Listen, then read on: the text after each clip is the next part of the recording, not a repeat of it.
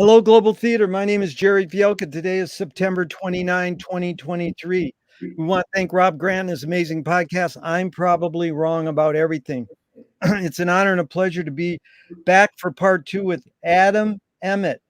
Adam, I imagine you're still calling in from the same place. Where is that? I am in the same place as the town of Copake, New York, Columbia County, and it's raining. And I don't know if you'll see any tree branches plummet to their death behind me during this interview, but we'll see. But it's pretty serious out there.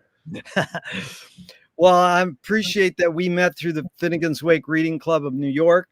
And I thought we'd just start off with this because we didn't really go, as far as I remember in part one, to your tipping point as an educator. It sort of fell in. You've got a good deal doing education now. Here's McLuhan in 57.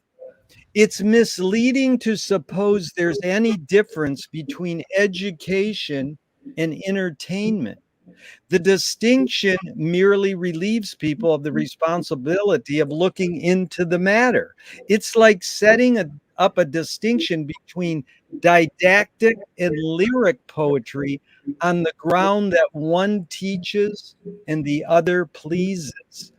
However, it's always been true, whatever pleases teaches more effectively. So just integrate that idea. Whatever pleases teaches more effectively, whether you agree with it or not. Integrate that with your tipping point. Where'd you decide to pursue education? Well, I mean, I'm an educator, basically reactive to economic forces of the job market and so forth. And I just it's the thing that I did that I got traction doing. And you could say the universe told me that there was a demand for my presence as an educator, and that's really why I'm doing it. And there's something to be said for that. If it's like, if you're busting your ass to try to get a job as a plumber, and then someone says, we love your skills as an electrician, and everyone starts hiring you as an electrician, maybe you should be an electrician, there's absolutely an entertainment component to it. It's not so different. What I do is not so different from like giving a series of TED Talks or something, but it's interactive, and most entertainment is not interactive. So there's more give and take and call and response, question and answer in what I do with my students than there would be if I were doing an actual TED Talk or a one-man show or something. But I actually, to be honest, and again, the funny thing about these interviews is I realized what a reactionary right-winger, crypto right-winger I am with some of the stuff I come out with. But I'm not really that's a joke. I'm not right. But like, I know last time I was like, coming out in favor of a harsh penal system and things like that. Half jokingly, of course, but I think certain forms of dry and sort of discredited forms of education, such as rote memorization that everyone used to hate and was, discredited. And what's the guy's name? Dewey, the developer of Thomas Dewey or whatever, the, developer of progressive education or whatever. Some of that stuff, I think was good for people, and they hated it, but it resulted in certain artistic creations and civilizational progress that, there's something to be said for old school education, put it that way, where it's dry and you have to memorize a bunch of dates. And I think that stuff has been, to some extent, the baby has been thrown out with the bathwater in certain forms of progressive education, and the rote stuff has its place. But that doesn't mean, yeah, go for it. Yeah. Good, Adam, because I didn't think you came off as a crypto right-winger at all, but I'm glad you can laugh about it because we're going to get into satire. But I asked Dewey's grandson all these same questions too, and he sort of was a hippie Marxist kind of a lefty dude, and he kind of dissed his Dewey grandfather's stuff a little, but Yeah. it is. Did you get training? Like once you jumped into education, you had the training in that they stood in front of you and did it your whole life. How did you learn how to be an educator presentating wise? They don't teach you that in school, do Yeah. they? Well, I work with kids one-on-one primarily, and classroom teaching is a different art, and it's just learning by doing. I mean, ironically, Yeah. I learned it exactly the way Thomas Dewey would have wanted me to, learning Yeah. by doing. And but I've been doing more or less the same thing for 20 years, and it's kind of cool because it really is like the art of repetition and the picking up on nuances. Like there's certain things that I've said 10,000 times to people, and by saying essentially the same thing 10,000 times, I've really perfected it, and I've ironed out the creases, and that aspect of it is fun. So it is like being a performer in that way, where you're sort of like, really getting into some nuances in a piano piece that you've played a billion times that you couldn't possibly get to without the kind of deep knowledge of it that could only come through repetition. Really good. This is funny because one of the things I really highlighted in my notes from our first part was to get myself off. That's what you said. And, do crypto right wingers even know what that means? I mean, the things that I related to, Adam, was like Jerry Garcia and the Beatles. I mean, these were cool things that we touched on, as well as Joyce. And Joyce calls that epiphanies. I was curious, is that? I mean, no, I'm saying, is epiphanies that Joyce says similar to what you say, get myself off? Like, I'm asking basically, how do you define get myself off? Because metaphorically, it's a great term. The other thing is, you said groovy a lot, and there's a Zappa video that I'm in where I say groovy, and in retrospect, I kind of cringe, but I love that word, and I love that you said it. Right. But just this whole idea of get yourself off, is that similar to what Joyce was saying in Epiphany or not?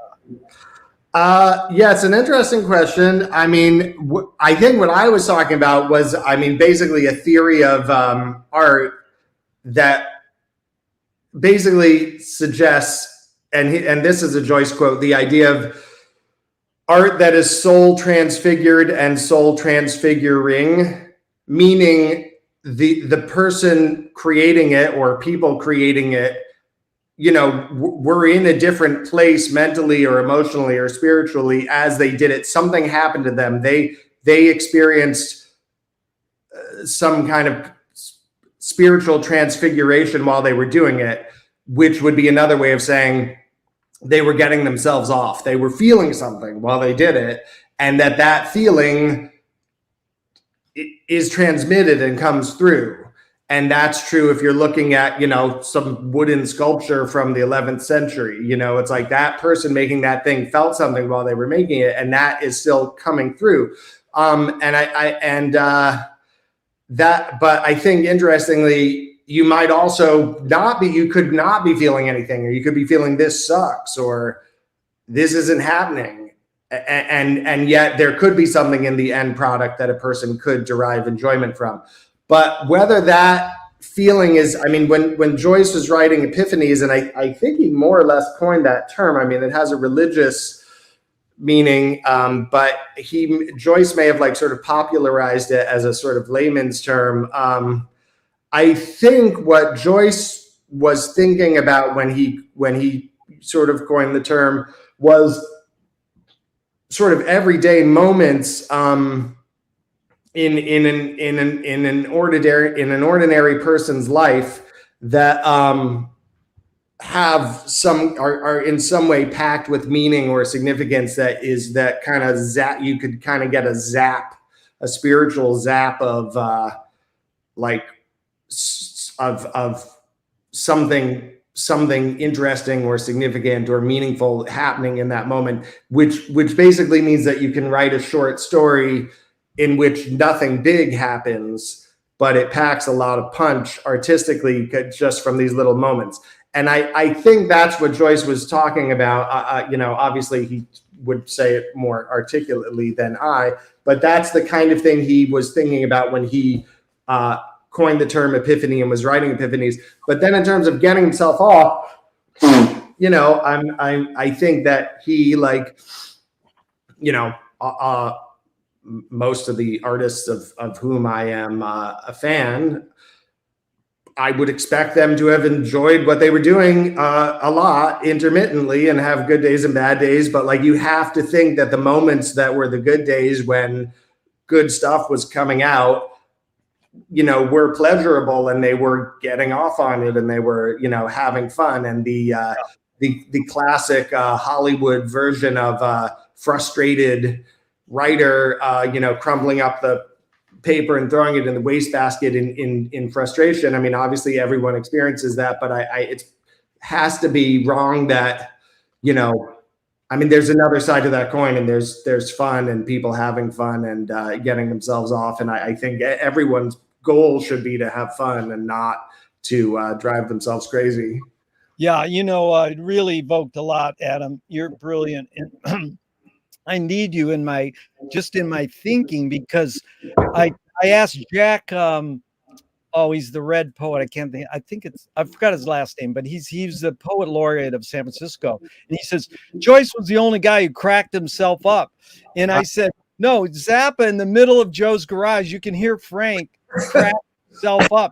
He's laughing at his own jokes. And Frank said, nothing is what I want. Satirically, a true Zen saying. And he did study Zen. And that's a funny statement, because this nothingness thing that you brought up, I looked into A Little Cloud, which you brought up, this short story. Yeah. Harold Mosher, a writer, said the nothingness in A Little Cloud is the content of lack, is mirrored by the language Joyce used.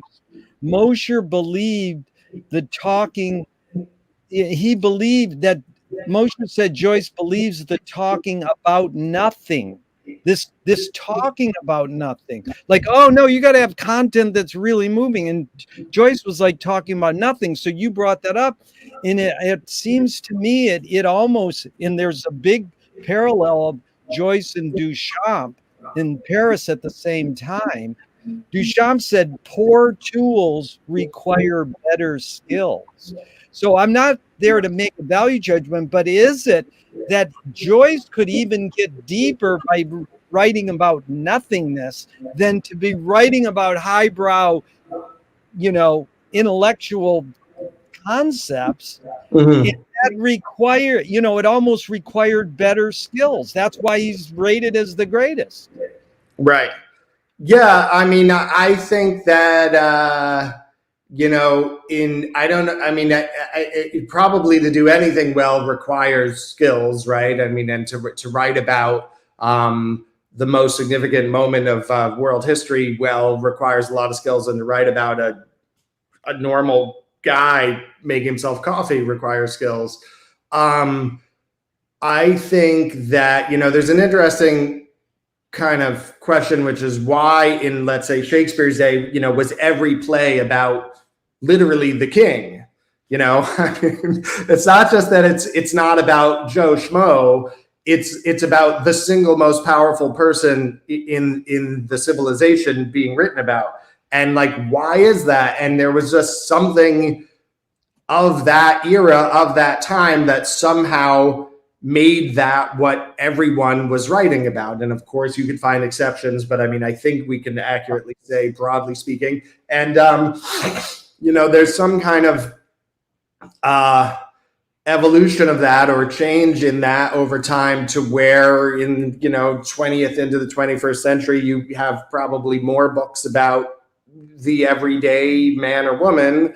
And I think Joyce was somewhere, I can't speak with authority on this stuff, I'm not an expert literary historian, but I think that he was exploring worlds of mundanity that had not yet been explored. Let's say they were uncharted continents, and he was like, no one's ever actually written about a guy, you know, tearing off a little piece of newspaper to spit his gum into it before. So I'm going to describe it beautifully. You know, yeah. Yeah, what you said was another epiphany for me. It's like, okay, if Shakespeare they had to write about he wrote about the king, the Bible writes about God. The third other greatest writer in the world, Joyce, wrote about the normal person. It's almost like Vico and presaging Vico, like effects precede causing. Yeah, good call. Yeah. But listen, I also wanted to I felt I was remiss in never asking you any questions. So I want to circle back. What are you saying in the video when you say groovy? Like, what's the context there? Oh, it's yeah. I'll send you a link. It's just this. I did a tour of Zappa's mail order business, and I show off this. Well, you know it probably, the Alice Cooper album cover. Okay. Pretties for You. For you, yeah. Was in our bathroom. It was in the bathroom at the office at Zappa's. And I go in and it goes, oh, that painting's sort of groovy.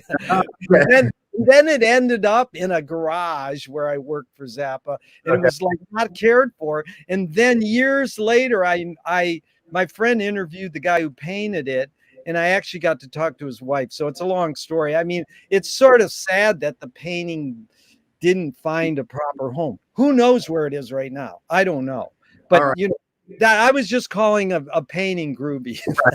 Interesting, because that is ironic because I don't know Alice Cooper's output very well, but I do know that album, and that's a fabulous album. That's a very underrated album that is like ripe for rediscovery. That album, and it's a beautiful cover. And I mean, just the other day, I think it popped up on my Spotify or something. And I was just digging. Well, there's a picture of Frank Zappa with his parents. There was a spread in Life magazine, rock stars with their parents, and it's in Frank's living room, and that painting's on the wall. Oh, no way. I know that photo. That's a famous photo, but I looked that up. I didn't know that painting was on the wall. But this is good because I love how we sort of DNA strand or Mobius strip. Yeah. The popular culture that we grew up with, like, you know, Garcia's a Joseph Campbell freak, and Phil Lesh he made songs about Finnegan's Wake and blah blah blah. But you know, this is really good. What's another word for transfiguring? The soul transfiguring is transforming, or how do you describe what is transfiguring? Yeah, I mean, listen. On a nuts and bolts level, why is the quote soul transfigured and soul transfiguring? And I don't remember. I think that's in Ulysses, and I don't totally remember the context in which that appears in Ulysses, but I will gleefully look it up as soon as we're done here. I mean, if you're writing that, you could say transformed, you could say transmogrified, you could say transubstantiated. I think it's probably like a sonic thing, but I mean, I think just that feeling of,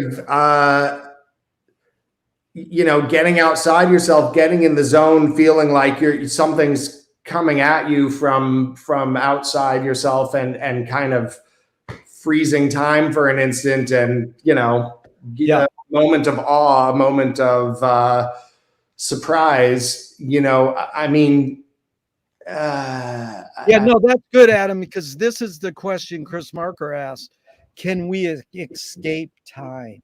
Mm-hmm. And I love that freezing time, escape, getting outside your, like, it even goes back to another great music group, Commander Cody and his Lost Planet Airmen. Lost in the ozone again. Like lost in the zone.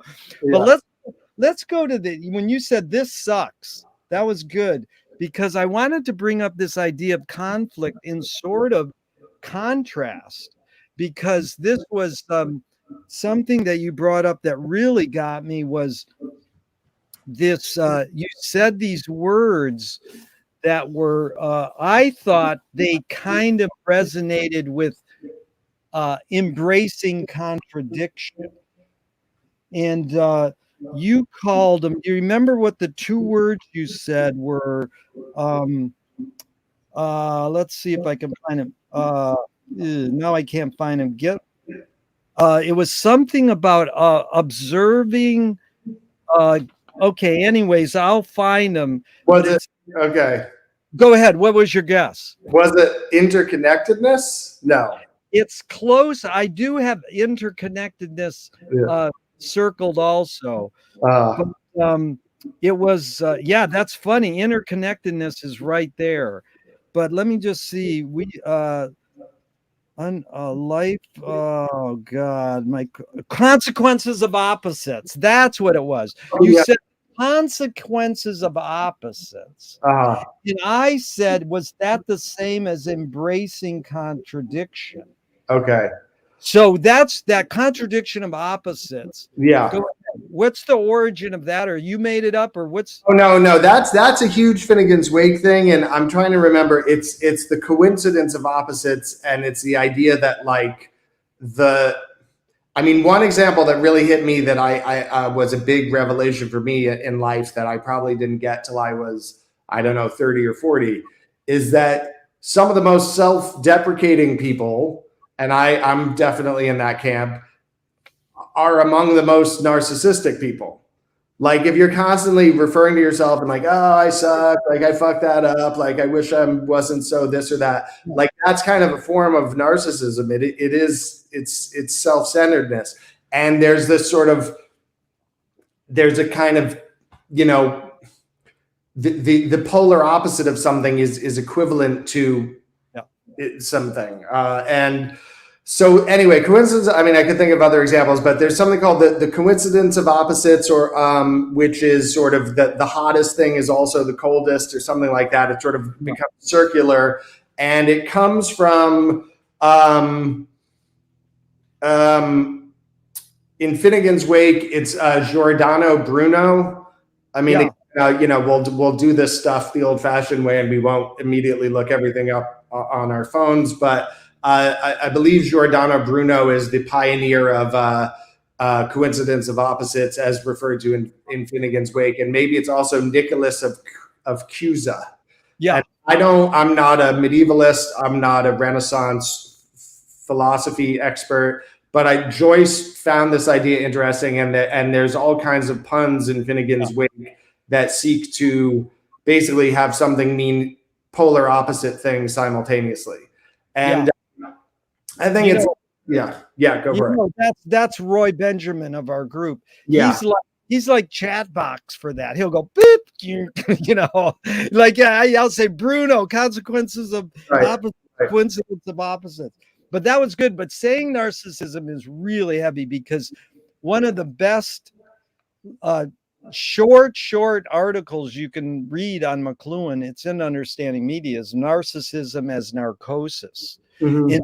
He reinterprets the narcissism tale, in that we don't fall in love with ourselves. We fall in love with our invention. So the guy didn't fall in love with himself. He fell in love with the mirror, biomimicry. We invented the mirror because we looked at water and we goes, wow, I can see myself. So I would highly recommend anyone hearing this, or you look up Narcissism as Narcosis. It's really close to that.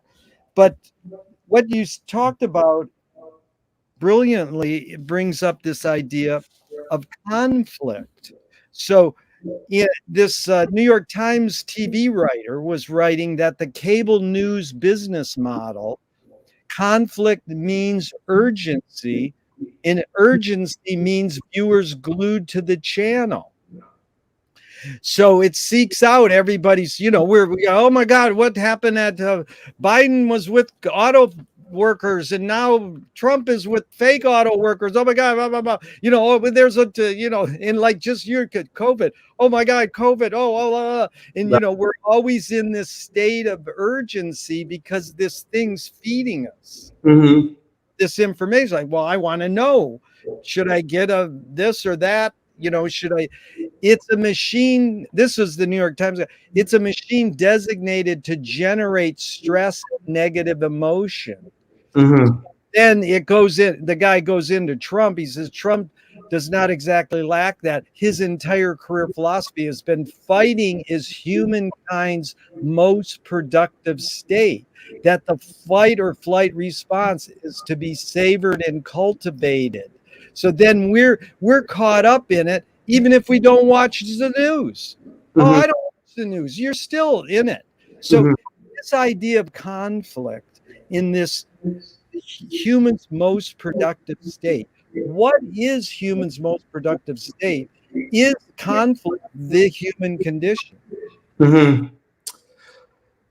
Um, yeah, I mean, I think that most of the art, I was actually just thinking about this the other day. I think that most of, the stuff that I dig the most and find the most groovy, um, came out of a state of high pressure, Yeah, and whether self-imposed or not. And it's kind of ironic because everyone, myself included, everyone who wants to do anything, who wants to write anything, is constantly struggling to find more time, and you want to get away to the writer's retreat and lock yourself in a cabin for 2 weeks so you can do this thing or whatever. But the Beatles were able to do what they did because they had to do it in this state of an extreme frenzy.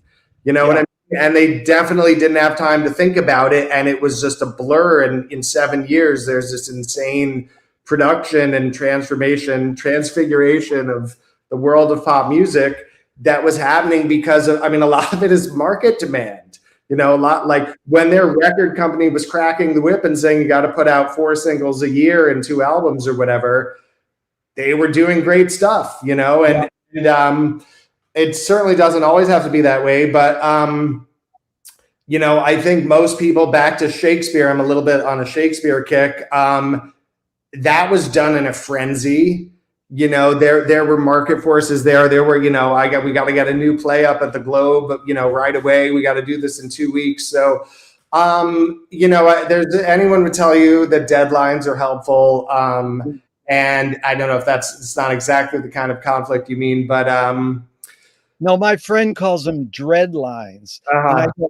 I don't want to use that word. I want to be joyous about it, but I love deadlines. Oh, you were talking about the word deadline last Yeah. time. Yeah. And it's also like what Samuel Johnson said, no man but a blockhead ever wrote except for money. And I bring that up at Joyce groups all the time. And they're like, no, Joyce, yes, he did. He wrote because he wanted to make money. He also was, there was compulsion. He was driven. Right. It's Yeah. a hard thing to separate. When you live in a consumer culture, you cannot just go make your art without thinking, except like Henry Darger, that outsider artist. I vaguely seem to. Well, in Chicago, he wrote the longest book in the history of the world. He painted these most amazing paintings, but he was a kind of mental case Yeah. janitor all day. Yeah. And then at his deathbed, somebody walked into his room and found all this. And he goes, why didn't you tell us? And Right. he goes, it's too late now. Did he mean it's too late now? I know you're going to make $1 million off me, or it's too late now. I never wanted you to know I was doing this. Mm-hmm. Yeah. I don't know. I mean, but whether it's commercial forces or self-imposed pressures or whatever, that stuff does kind of seem to help in some way. But conflict, I don't know. I mean, is humans' natural state conflict? I don't know, but I read something really interesting.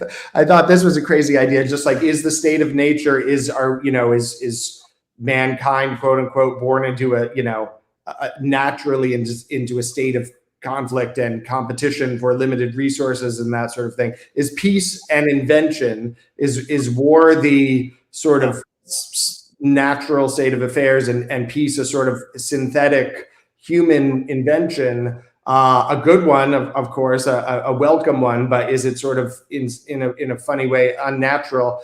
And I read something, I was like, oh, I've never seen anyone make this point before. If you really love animals, go into the ecosystem and pull them out and get them away from their predators. You know, like why do we say that the state of nature for animals in which everyone's killing each other and eating each other, that's as it should be and beautiful and wonderful and perfect, when we've established that it's none of those things for the human race. So I'm not saying I endorse this, but I was like, I've never heard anyone make that argument before. We should go in there and rescue animals from their predators. So I thought that was an interesting thought. But I don't know. I mean, I think there's no one way to do anything, and some people have written great books and created great works of art in a state of total peaceful bliss, and others have done it in the midst of the most unimaginable difficulties. Yeah, that's being a comprehensivist. You see the big pattern, and you're a pattern recognizer. And I was really impressed by what you said about your mother too, MLK Gandhi.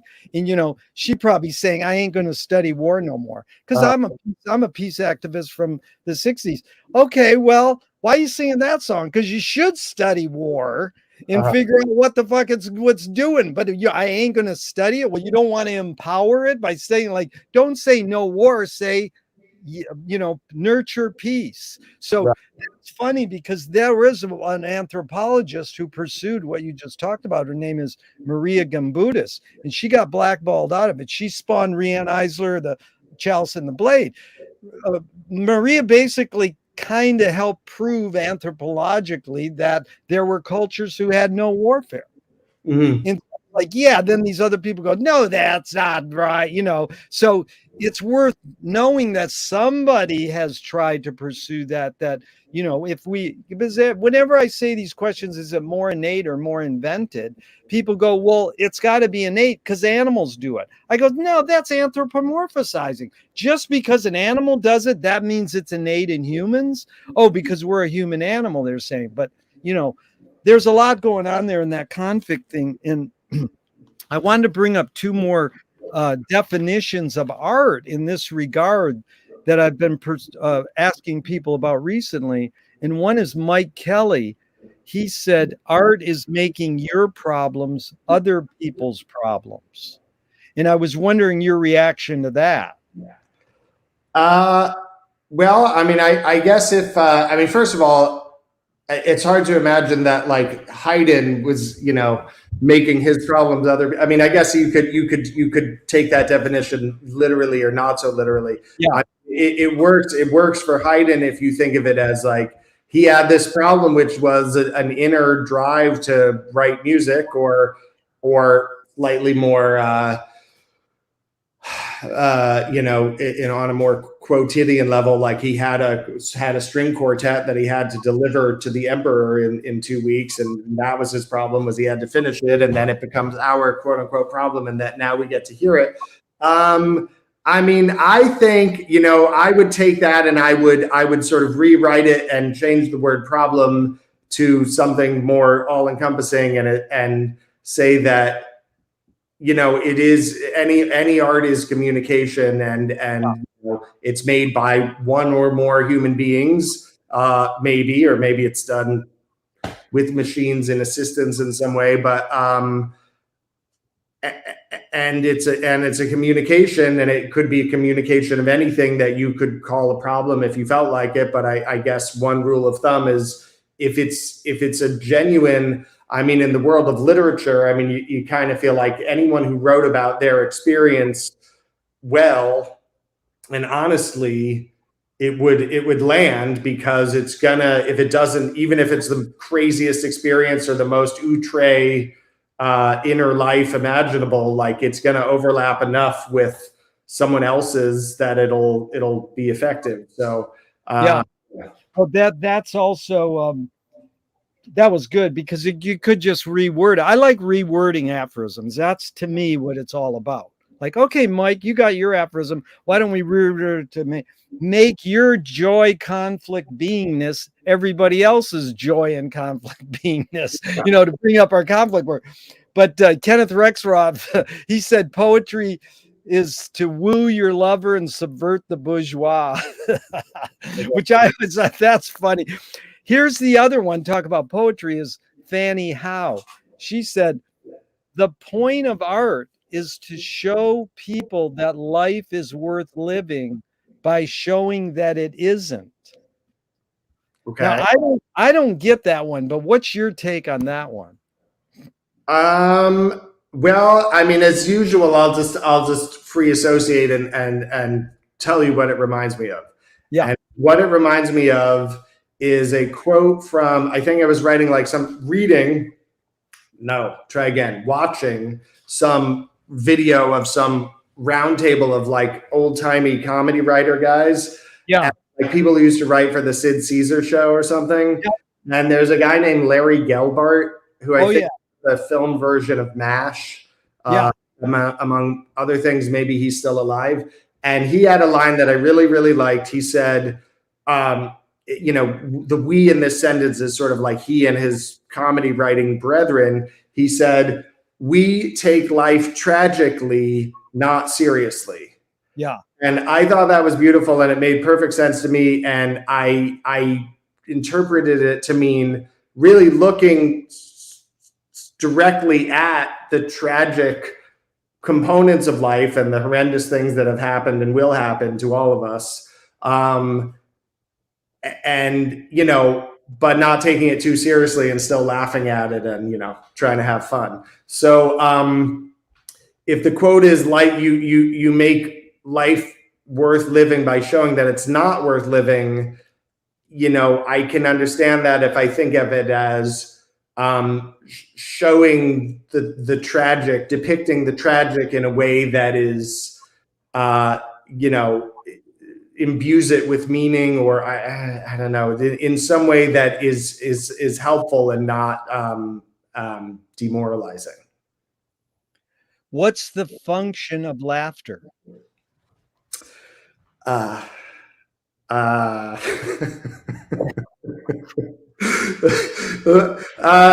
a great one. No one knows. The answer is no one knows. And that is real. You don't know how everybody says it's a release. No one knows is good, because you know what Gurdjieff said, the function of laughter is the reconciliation of yes and no. Well, okay. Yeah. Well, that's coincidence of opposites. I mean, I heard I have a couple of things I'd like to say. One good definition of humor that I've heard is when a truth is revealed more quickly than you expect. And it's sort of a brevity is the soul of wit thing, but it's sort of like in some sort of almost supernaturally concise way, some truth is brought home, and you get the truth before you have time to really understand what the truth is, and so the truth is revealed before it's. The truth is revealed more quickly than you expect it to be revealed. More quickly than expected. Yeah. And I think if you think of it as sort of like you're laughing before you've really had time to process the truth that was revealed by the joke. I think there's a lot in that. That's what the laughter is just sort of subconscious awareness of some truth having been delivered.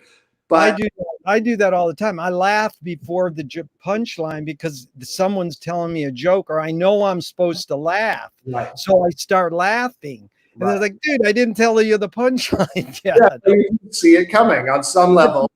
But do you know who said that? Because I want to look that one up. The truth is revealed more. Yeah, and I'm botching and mangling the quote, of course. But you know, there's a writer named George Saunders. Do you know him? He, getting in the Bardo. He won the Booker. Yeah. He teaches at Syracuse. Short story writer. I think he lives in LA now, actually. He's a great writing teacher who's published books about, the craft.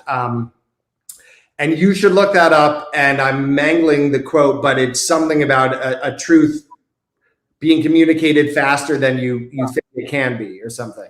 But I knew that. Yeah, that's a really good one. But I had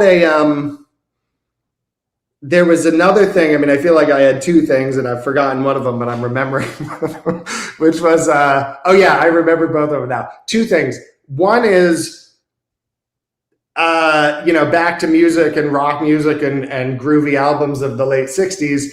The very last lyric that Syd Barrett sings on any Pink Floyd album is at the very end of a track called Jug Band Blues, which is, I believe, the last song on the second Pink Floyd album, which is Saucerful of Secrets. And it's the only Syd Barrett penned track on the album. And the very last line is, "And what exactly is a joke?" And that is just left hanging. And it's a beautiful moment, and no one knows and no one has an answer, And that's brilliant. I've never got what's the big deal about Syd Barrett because I never tried. Yeah. But I am super impressed because he was a Finnegan's Wake freak. Did you know that? Yeah. Well, I mean, I didn't exactly know that, but he did set a Joyce poem to music called Golden Hair. And I will put that up against any other musical setting of Joyce. Not that I've done a lot of research, but I would be stunned if there's something out there that I think is better than Syd Barrett's setting of Golden Hair. Golden Hair, yeah. Yeah, the other thing I was going to say was Thelonious Monk, I think, is credited as saying that anything you will laugh at things and appreciate anything that is really sort of well done. You can laugh in a sort of appreciation of it. And I think it's important to think about that too when we talk about the function of laughter. Is oftentimes I'll find myself laughing at how good something is. Well, that's perfect because we haven't got into music, but I'll just jump ahead with this. Tell me an instrumental that makes you laugh.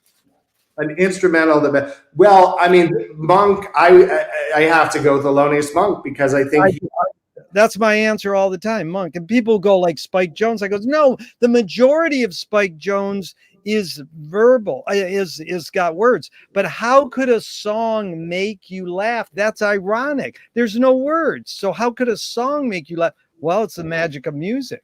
Right. Yeah. Let me ask you something. Does humor belong in music? That's the great thing about Frank is that he didn't say it does. It's like his other great question. Well, no, I have a list of all his great questions he asked. The other one is, who are the brain police? He's not saying the brain police are your evil consumer, kings and corporations, or the brain police are inside your own head. It's you. He's just saying who are. Right. So that's good. This series is about inventing new questions. So whenever anyone asks me a question, I always go, you won. That's it. It's and that's the Irish. They go, you Irish people answer questions with questions. And the Irishman goes, we do, eh? Yeah. Classic. So the other one is on this, can satire be destructive? So this is, my friend wrote a comedy with Robin Williams, and he said, that's the job of satire. But if me or you do a cartoon in a certain country and they kill us, some people might think dying is destructive. So Swift said satire, he compared satire to a mirror in which people could see every face but their own. So what is the function of satire? I mean, is it to be destructive? Suss out this whole thing, because you're definitely steeped in this thing about humor and satire. Mm-hmm. I don't know. As usual, I'll just say what that question makes me think of, which is I can say that I think that the best satire comes when the satirizers have great affection for the subject of what they're satirizing. Yeah. And my son and I just watched, for him, it was his first time. For me, it was the 100th time. This is Spinal Tap the other night. And, the songs are good. They're good songs, and you could say the same thing about the Ruddles. It wouldn't be funny or fun to watch if they weren't good songs. And you just know that the people who made that really love that world and that music and the artists they're poking fun at. So I think that's true. And as for whether it's destructive, I don't know, like, any sort of tearing down. I don't know how much like cultural tearing down has ever really been. It's just sort of like an exercise as a way to get something new, like punk rock, like fuck Pink Floyd, back to Pink Floyd, like, Yeah. fuck Led Zeppelin. Or am I allowed to curse here? I don't know. Yes. That's we were going to start yoga in the park the other day, and this guy was blasting the Who. And I looked at him, and it was the young studly guy and then the rich young yuppie being exercised in the park. And I goes, excuse me, but there's no amplified music in the park. I love rock and roll, but there's a sign that says you can't have it. He goes, oh, where's the sign? I says, and by the way, Pete Townsend sucks. and the guy looked at me, the young guy looked at me and sort of laughed. And then they started playing they said, can't we just turn it down? And I was like, do whatever you like. What Who album were they listening to? I was I don't know. I don't think Pete Townsend sucks. Anyways, I love to bitch about rock heroes because he learned how to smash his guitar from his art teacher. That's what I like. Okay. Well, anyway, that's I was born. I'm a born guitar hero worshiper. So yeah. Anyway, my point is that the seemingly destructive thrust of punk rock or any equivalent type of movement, its value isn't that it actually destroyed anything. It was just a way to make something new. You know what I mean? The destruction is a farce, really. I mean, nothing's getting destroyed. There's three things. One of my best teachers told me what Zappa did was he satirized what he loved the most. That's You Are What You Hate. That's Bob Goldthwait. You create what you resist. But loving the subject, I love that you said that. More coincidence of opposites, by the way. Yeah, that's very good. Now, Harry Shearer, two things. He said at a screening of Spinal Tap once, he said, we did a test screening and someone wrote on the card, good movie, but you should have got a better rock band. Yeah, I thought it was real. I was like 9 years old when that movie came out, and I remember hearing an ad for it on the radio. And I remember telling my dad, like, I think this is a real band. It is. I know the guy who drummed for him just died recently. Not Russ Kunkel. Huh? You don't mean Russ Kunkel, do you? No, not Russ Kunkel. Another guy. Yeah. Okay. Yeah.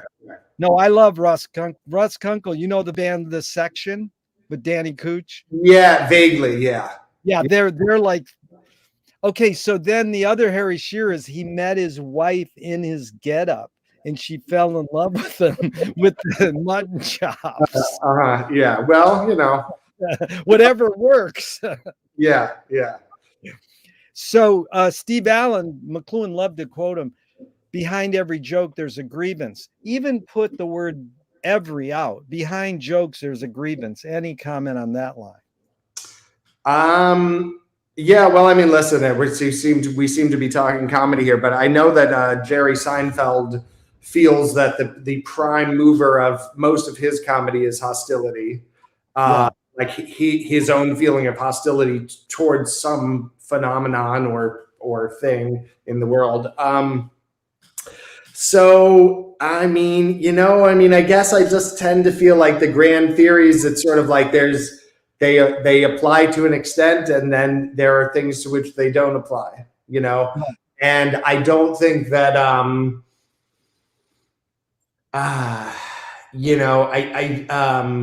I was going to say Monty Python shop sketch just because it popped in my head. I'm like, that's not expressing a grievance, but bad example maybe because the main character in the sketch has a grievance. You know what I mean? So, I mean, the humor in itself does not express a grievance, but yeah, you know, Kurt Cobain at the end of Smells Like Teen Spirit screaming a denial over and over again. I mean, I think there is a lot of humor is highlighting some denial. And in that sense, it's expressing a grievance. It's sort of like trying to hit people over the head and sort of smack them in the back of the head and say, why are you not seeing this thing for what it is? Maybe, but I tend to think that things like humor exist in their own realm and they sort of don't need to be, you don't need to sort of chain humor to grievance or chain art to problems, or it's just it's in its own sphere and, you know, has a life independent of it is its own thing. It is what it is, you know? Well, Adam, that's begs to go to that one. You create what you resist, or one creates what one resists. Like I said, Bob Goldthwait morphed it into you are what you hate. James Joyce says it's a curious thing how your mind is super saturated with the religion in which you say you disbelieve. And Louis Buñuel nailed it. He said, thank God I'm an atheist. So this idea of one creates what one resists. Mm-hmm. Any comment on that? I mean, I know that people are afraid of becoming things because they know they're at risk of becoming those things. You know, yeah. Like if you're like, I'm worried that I'm kind of like a C-list sort of Bob Ross kind of landscape painter. If that's your vibe and you're a painter, the origin of that is probably rooted in something that is real, that is like in some way, you know, like you want to, on some level, like you want to do that and you can't or something. I don't know. I mean, I'm making stuff up here, but I think that there's, you know, you create what you resist. That's the quote. That's what it is. Yeah. I don't know. But I will say that, no, I got nothing. I'm drawing a huge, complete blank.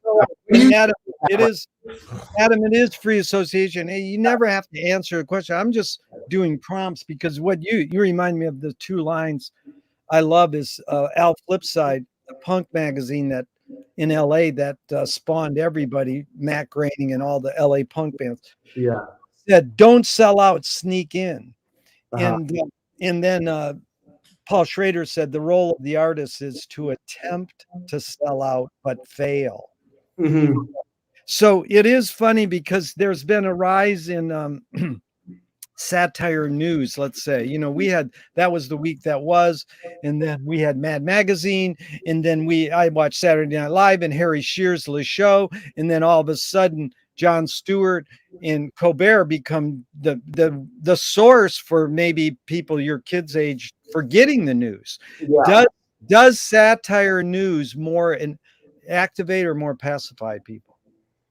I think it more activates, and I think you can get a lot out of that stuff. And I think that more interesting points are made in comedic news sometimes than in regular news. But I don't know what kind of an impact it has. You know what I mean? Has SNL like swayed the course of any elections or something? Like, I have no idea.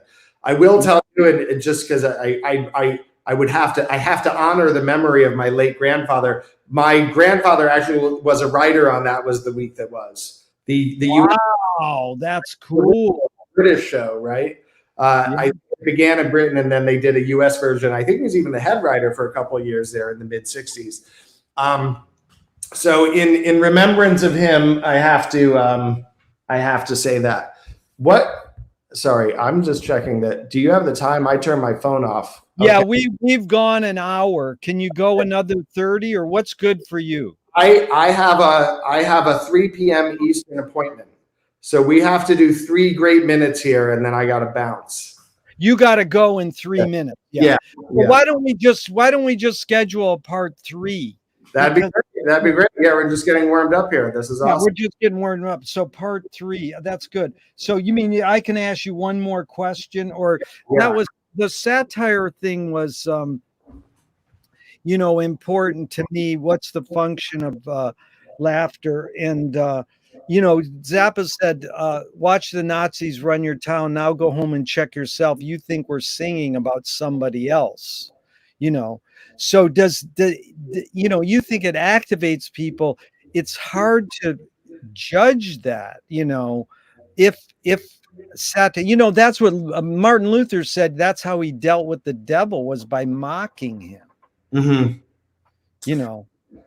Yeah, I don't know. I mean, the fool can speak truth to the king. Again, I know I was talking about this last time. I mentioned I'm on a Shakespeare kick, and throughout King Lear, the fool is just, delivering very harsh and on target zingers to King Lear.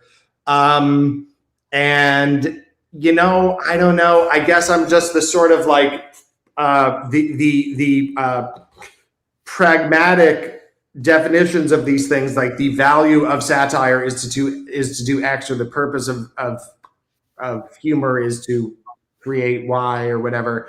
I think I just kind of shy away from all of it, and I just sort of I feel that it ultimately, again, has its own right to exist for its own sake, and if it has any function at all, it's to make people laugh, or make them their lives a little, slightly bit more than they would otherwise, or a lot more than they would otherwise.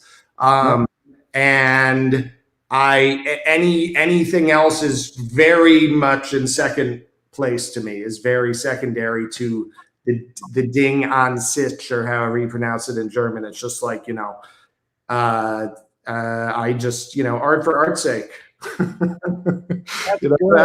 That's my vibe. I can say that because I'm making money as an educator, as we discussed. So I can freely pronounce art for art's sake, and I don't have to muddy my hands with any other function or purpose to art. And then mud is the fifth element. No, space is time is the first. But that's the fool. If the fool is at William Blake, if the fool persists in his folly, he becomes wise. Yeah. That is, that's those. He's got a lot of great ones. I think that's in a collection known as Proverbs of Hell. And I love Blake. I'm not an expert.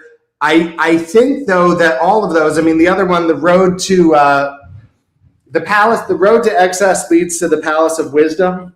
Yeah. I remember I was in a Chinese restaurant not long ago. I was sitting next to a guy who had that tattooed on his forearm.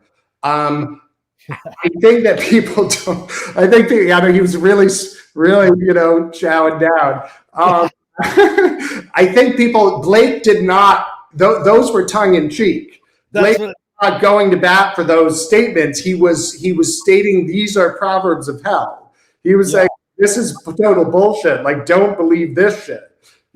So they're great quotes, but they were not meant to be taken literally or seriously. I don't think. But I think it is double duty in the consequences, because it's like Zappa saying nothing is what I want.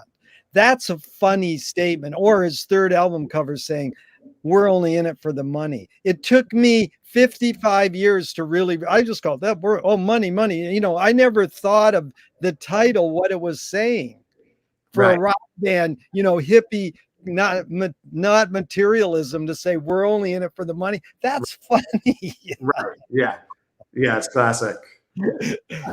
Okay, Adam, thank you so much. I look forward to part 3. You're breaking the code, and we're gonna delve into it, and you can pick it there. Most of them are in January, February, and March anyway. So all right, sounds good. I'll look forward to it. Thanks for your time. Have a great day. Thanks, Adam. Really appreciate it.